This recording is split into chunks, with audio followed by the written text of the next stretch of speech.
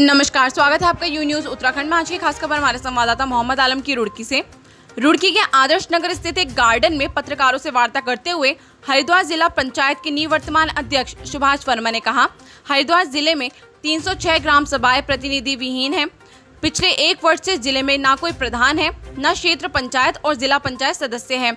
उन्होंने कहा कि प्रतिनिधि न होने के कारण विकास कार्य तो ठप है ही, साथ ही समाज के कार्यों के लिए भी लोग परेशान हैं, क्योंकि क्षेत्र में किसी प्रकार का झगड़ा या अन्य समस्याओं के समाधान के लिए ग्राम प्रधान या प्रतिनिधि महत्वपूर्ण भूमिका निभाते हैं। उन्होंने कहा कि किसी भी व्यक्ति को जन्म मृत्यु प्रमाण पत्र एवं अन्य कागजातों को बनवाने के लिए प्रधान की आवश्यकता पड़ती है, लेकिन लोग परेशानी झेल रहे हैं। आरोप लगाया गया है कि भाजपा के पूर्व विधायक संजय गुप्ता और स्वामी यतीश्वरन, जिन्हें मुख्यमंत्री के रामलखन के नाम से भी जाना जाता है, उन्होंने पूरे जिले में चुनाव टलवाने का काम किया है। उन्होंने कहा कि चुनाव टलवाने का नतीजा ये है कि विधानसभा चुनाव में भाजपा का जिले में सूपड़ा साफ हो गया है। 11 सीटों में से 3 ही सीटें जीत पाए। वर्मा ने कहा कि जब भाजपा को चुनाव टालना होता है तो नई नगर पंचायत का गठन कर देते हैं। पहले चुनाव होने थे तो पारडी गुज्जर और रामपुर नगर पंचायत बना दी, फिर इमली खेड़ा ढंडेरा, और अब जब आरक्षण जारी होने वाला था तो सुल्तानपुर को नगर पंचायत बनाने का जीओ जारी कर दिया। उन्होंने कहा कि प्रदेश कांग्रेस इस मामले को लेकर आंदोलन को तैयार है। प्रदेश अध्यक्ष करण महारा के निर्देश के बाद ये क्या पंचायत चुनाव ऐसा है जो पब्लिक को लगभग 580 जनप्रतिनिधि मिलते हैं काम करने के लिए ग्रामीण जनता को, और ये सरकार पिछले 1 साल से इन चुनाव को टाले जा रही है। लोगों को दिक्कत हो रही है।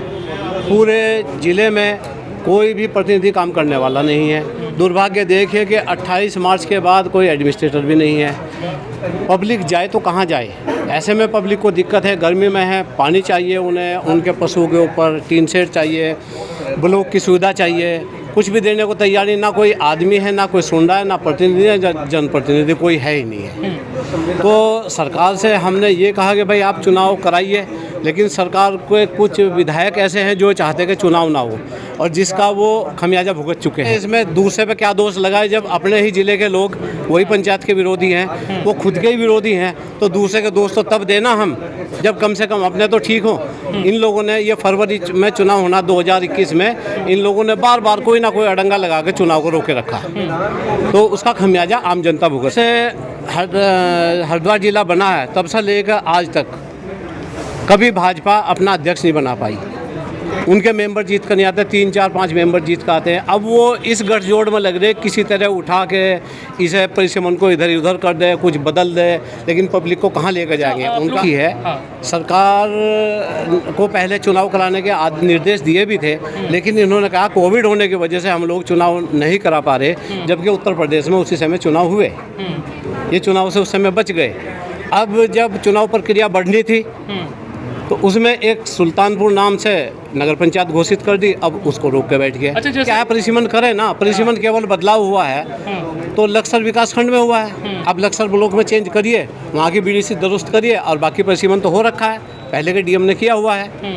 2021 में परिसीमन तो हो रखा है। देखिए, प्रेस वार्ता जो हुई है वो पंचायत चुनाव को लेकर हुई है। जो पंचायत चुनाव विलम्ब कर रही है सरकार बार बार, वो थोड़ा सा गलत है। संविधान के अनुरूप उन्हें चुनाव कराने चाहिए और समय पे कराने चाहिए, क्योंकि अगर कोई भी चीज़ समय पे नहीं होती है तो उसके परिणाम भी अच्छे नहीं होते।